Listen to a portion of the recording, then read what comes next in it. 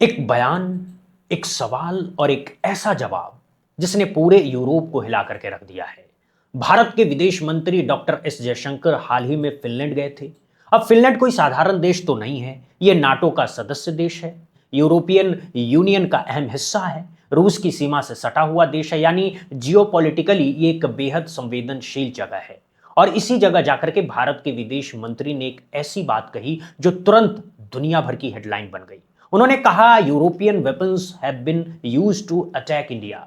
यूरोपीय हथियारों से भारत पर हमला हुआ है। यह सिर्फ एक कूटनीतिक जुमला नहीं था, यह दशकों का हिसाब था। यह उस सवाल का जवाब था जो यूरोप बार बार भारत से पूछता आया है। दर्जनों अंतर्राष्ट्रीय अखबारों ने इसे अपनी हेडलाइन बनाया, दुनिया ने नोट किया, यूरोपीय राजधानियों में इस बयान की चर्चा हुई। आज इस वीडियो में हम समझेंगे कि जयशंकर ने यह बात क्यों कही, किस संदर्भ में कही, उनसे सवाल क्या पूछा गया था और इतिहास के पन्नों में ऐसे कितने मौके आए जब यूरोप के बनाए हथियार भारत की धरती पर गिरे। और साथ ही यह भी समझेंगे कि आज भी यूरोप उन देशों को हथियार क्यों दे रहा है जो भारत को नुकसान पहुंचाना चाहते हैं। और अगर यूरोप भारत से कुछ उम्मीदें रखता है तो भारत को भी कुछ सवाल पूछने का हक है।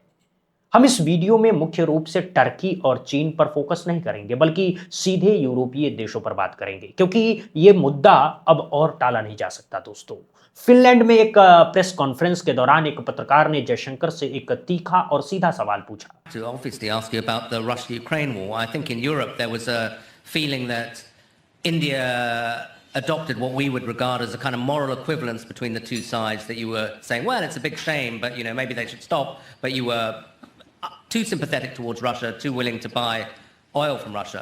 So how would you explain that position to people here? ये सवाल सुनने में जितना सीधा लगता है उतना है नहीं। इसके पीछे एक पूरी मानसिकता है, एक पूरी सोच है जो यूरोप में बनी हुई है। रूस यूक्रेन युद्ध यूरोप के लिए महज एक क्षेत्रीय संघर्ष नहीं है, ये यूरोप के अस्तित्व की लड़ाई बन चुकी है।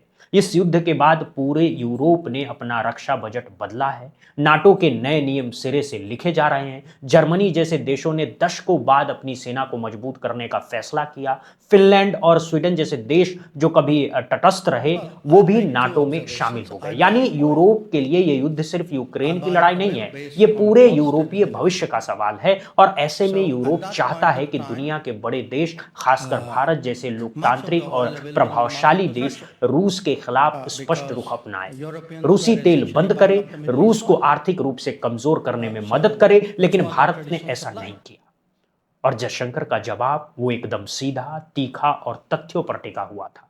जयशंकर ने पहले यह समझाया कि भारत ने रूस से तेल क्यों खरीदा। इसे समझिए दोस्तों, यह सिर्फ एक आर्थिक तर्क नहीं है, यह एक व्यवहारिक हकीकत है। भारत एक 140 करोड़ की आबादी वाला देश है। भारत की अर्थव्यवस्था तेजी से बढ़ रही है और इस विकास के लिए ऊर्जा चाहिए, तेल चाहिए। अगर भारत के परंपरागत तेल सप्लायर अचानक यूरोप को सप्लाई करने लग जाए तो भारत क्या करे। भारत ने रूस का साथ देने के लिए तेल नहीं खरीदा, भारत ने अपनी ऊर्जा जरूरतें पूरी करने के लिए तेल खरीदा। और इसके पीछे की असली वजह थी यूरोप का खुद का फैसला। यूरोप ने अपनी नीति बदली और उसका असर भारत के तेल बाजार पर पड़ा। तो सवाल यह है कि जिस समस्या की जड़ यूरोप के अपने फैसले में है, उसकी जिम्मेदारी भारत क्यों उठाए। So circumstances pushed us in a certain direction. But since you spoke about moral ambiguity, I would say this, no European country has been attacked with Indian weapons. I wish I could say that for European weapons vis-a-vis India. Jaishankar का कहना था, मैं एक तेल खरीदार हूं, एक जिम्मेदार खरीदार हूं, मैंने किसी को नुकसान पहुंचाने के इरादे से तेल नहीं खरीदा। यह एक आर्थिक फैसला था, ना कि राजनीतिक। लेकिन यहीं पर जयशंकर ने वो बात कही जिसने सबको चौंका दिया, जिसने इस पूरी बहस की दिशा ही बदल दी। इतिहास उठाकर देख लीजिए, किसी भी यूरोपीय देश पर कभी भारतीय हथियारों से हमला नहीं हुआ। भारत ने कभी किसी यूरोपीय देश के दुश्मन को हथियार नहीं बेचे, भारत ने कभी किसी यूरोपीय देश के खिलाफ अपनी सेना नहीं भेजी। लेकिन भारत पर बार बार यूरोपीय हथियारों से हमला किया गया है। तो जब आप हम पर आरोप लगाते हैं कि हमने दुश्मन का साथ दिया, तो जरा अपना इतिहास भी देख लीजिए। So keep that in mind. Be more explicit so that people understand what you're saying. Europeans sell weapons which are used to attack India. not now, for many, many years. We Indians have never done anything to endanger Europe. So I think that's a reasonable point. Okay. ये सुनकर कमरे में सन्नाटा छा गया होगा, क्योंकि ये कोई भावनात्मक आरोप नहीं था, ये एक ठोस इतिहास था, तारीखों वाला, घटनाओं वाला, नामों वाला। दोस्तों, अब आइए देखते हैं 1997 के बाद गणतंत्र भारत पर कितनी बार यूरोपीय हथियारों से हमला हुआ। मैं प्राचीन भारत की बात नहीं कर रहा हूं, मध्यकालीन भारत की भी नहीं, मैं बात कर रहा हूं आधुनिक भारत की, रिपब्लिक ऑफ इंडिया की, जो 1947 में आजाद हुआ और जिस पर आजादी के बाद भी बार बार हमले हुए, यूरोप के बनाए हथियारों से हुए। पहला उदाहरण गोवा, 1961। गोवा भारत का एक हिस्सा, लेकिन 1961 तक ये पुर्तगाल के कब्जे में था।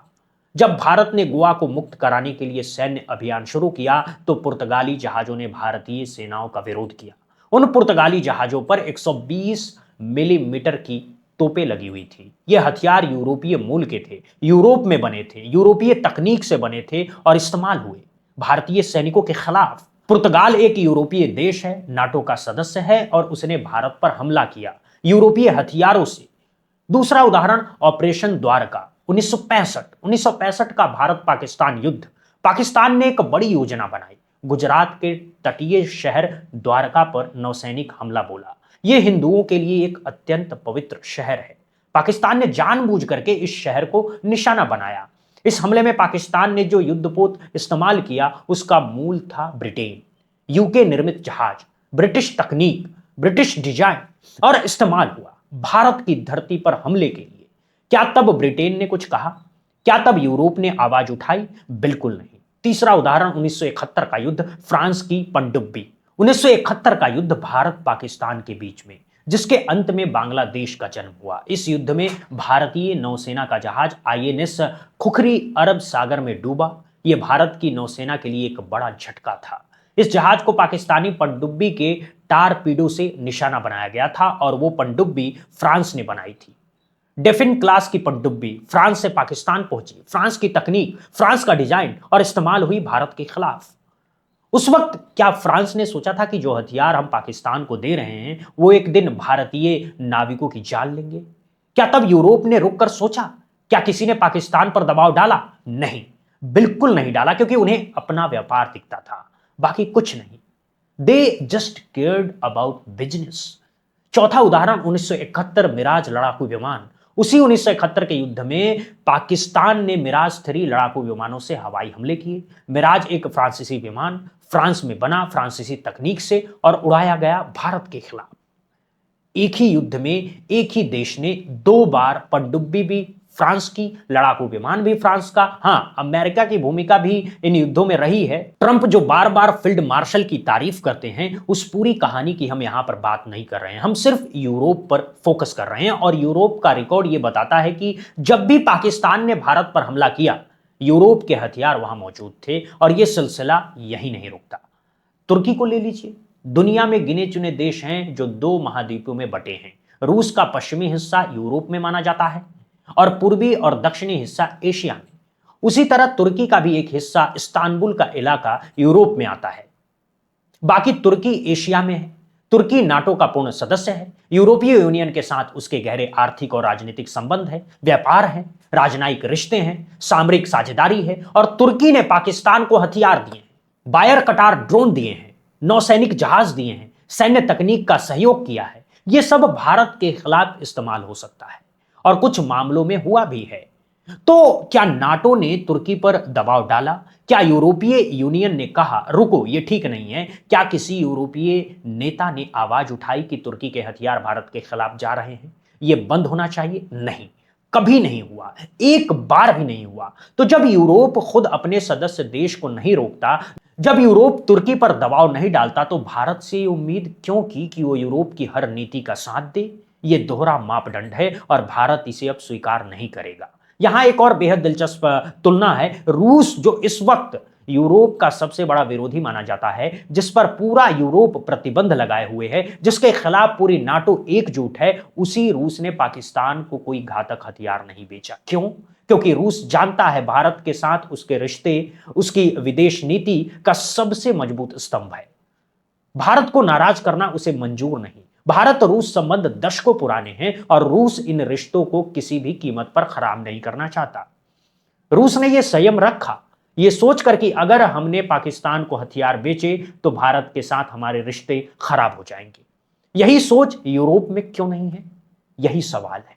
रूस ने यह संयम रखा, यूरोप ने नहीं रखा। और आज भी पाकिस्तान की नौसेना में फ्रांस निर्मित पुरानी पनडुब्बियां मौजूद है, 1960 के दशक की, दशकों पुरानी, जीर्ण शीर्ष, लेकिन उनका मूल यूरोप में है और वो आज भी पाकिस्तान की नौसेना में हिस्सा है। हाँ, आज फ्रांस भारत का एक अहम रक्षा साझेदार बन चुका है। राफेल लड़ाकू विमान भारत ने फ्रांस से खरीदे हैं। दोनों देशों के बीच रक्षा, अंतरिक्ष और व्यापार में गहरा सहयोग है। हम दोनों देश मिलकर के बड़े काम कर रहे हैं, लेकिन इतिहास को नजरअंदाज नहीं किया जा सकता है। और जब बराबरी के रिश्ते की बात होती है तो इतिहास जरूर सामने आता है, क्योंकि रिश्ते सिर्फ वर्तमान से नहीं, इतिहास से भी बनते हैं। जयशंकर का संदेश एकदम साफ था और यह संदेश सिर्फ फिनलैंड के लिए नहीं था, यह पूरे यूरोप के लिए था। अगर यूरोप हमसे उम्मीदें रखता है तो रिश्ता बराबरी का होना चाहिए। हम ये नहीं मान सकते कि यूरोप पाकिस्तान को हथियार बेचता रहे, उनका असर भारत पर पड़ता रहे और फिर भी भारत से हर मुद्दे पर यूरोप का साथ देने की उम्मीद रखी जाए। ये नहीं चलेगा। अगर आप चाहते हैं कि भारत यूक्रेन रूस युद्ध में आपके साथ खड़ा हो, तो पहले ये बताइए कि जब भारत पर हमला हुआ तब आप कहां थे? ये वो सवाल हैं जो भारत को बहुत पहले पूछना चाहिए था। जियोपॉलिटिक्स में कोई स्थायी दोस्त नहीं होता, कोई स्थायी दुश्मन नहीं होता, सिर्फ हित होते हैं, राष्ट्रीय हित। और अगर यूरोप चाहता है कि भारत उसके हितों को तरजीह दे, तो पहले यूरोप को भारत के हितों का सम्मान करना होगा। पहले यूरोप को यह सुनिश्चित करना होगा कि उसके हथियार भारत के दुश्मनों तक ना पहुंचे। शायद एक दिन ये सोच अमेरिका में भी आए कि भारत का साथ चाहिए तो भारत की परवाह भी करनी होगी। यही भारत को चाहिए, यही भारत की मांग है और यही सच्चे राजनीतिक साझेदारी का आधार होना चाहिए। यही भारतीय कूटनीति की नई भाषा है, नई आवाज है जो पिछले कुछ वर्षों में तेज हुई है। सौम्य नहीं, स्पष्ट, दबी हुई नहीं, सीधी, माफी मांगने वाली नहीं, जवाब मांगने वाली। और दुनिया इसे सुन रही है, यूरोप इसे सुन रहा है और सीधे सीधे समझ भी रहा है। ये पहली बार नहीं है जब जयशंकर ने यूरोप या पश्चिमी देशों को इस तरह सीधा जवाब दिया हो। पिछले कुछ वर्षों में भारतीय विदेश नीति में एक बड़ा बदलाव आया है। भारत अब वो देश नहीं रहा जो चुपचाप आलोचना सुने और मुस्कुराता रहे। भारत अब उस देश के रूप में उभर रहा है जो तथ्यों के साथ, तर्कों के साथ सामने वाले को जवाब देता है। चाहे वो कनाडा हो, चाहे वो ब्रिटेन हो, चाहे वो अमेरिका हो, भारत अब हर मंच पर अपनी बात रखता है, अपने हित साफ करता है और ये साफ कर देता है कि भारत किसी का पिछलग्गू नहीं है। ये स्ट्रेटेजिक ऑटोनॉमी है। ये वो नीति है जो नेहरू के जमाने से चली आ रही है, नॉन अलाइनमेंट, और आज उसी नीति का आधुनिक रूप है मल्टी अलाइनमेंट। हम सबके साथ हैं, लेकिन किसी के लिए नहीं, हम अपने हितों के लिए हैं। तो दोस्तों, ये था आज का विश्लेषण, जयशंकर का ये बयान, European weapon have been used to attack India, सिर्फ एक वाक्य नहीं है, ये भारत की एक नई सोच का प्रतीक है, एक नई आत्मविश्वास से भरी कूटनीति का प्रतीक है। और ये इतिहास, गोवा 1965, 1971, ये सब याद दिलाता है कि भारत ने कितना कुछ झेला है और अब भारत उसका हिसाब मांग रहा है, शालीनता से लेकिन दृढ़ता से। अब आपको क्या लगता है, क्या जयशंकर का यह बयान सही समय पर सही जगह पर दिया गया? क्या भारत को यह मुद्दा और जोरदार तरीके से अंतर्राष्ट्रीय मंचों पर उठाना चाहिए, या आप मानते हैं कि कूटनीति में इस तरह की बातें खुल करके नहीं करनी चाहिए? अपनी राय कमेंट सेक्शन में जरूर लिखिएगा। मैं जानना चाहूंगा आपका क्या विचार है इस पूरे मुद्दे पर। एक्सप्लेन बाय विकी के साथ बने रहिए। ऐसे ही गहरे और जरूरी विश्लेषण के लिए चैनल को सब्सक्राइब करिए, वीडियो को शेयर करिए उन लोगों के साथ जो भारत की विदेश नीति को गहराई से समझना चाहते हैं। जय हिंद, जय भारत, वंदे मातरम।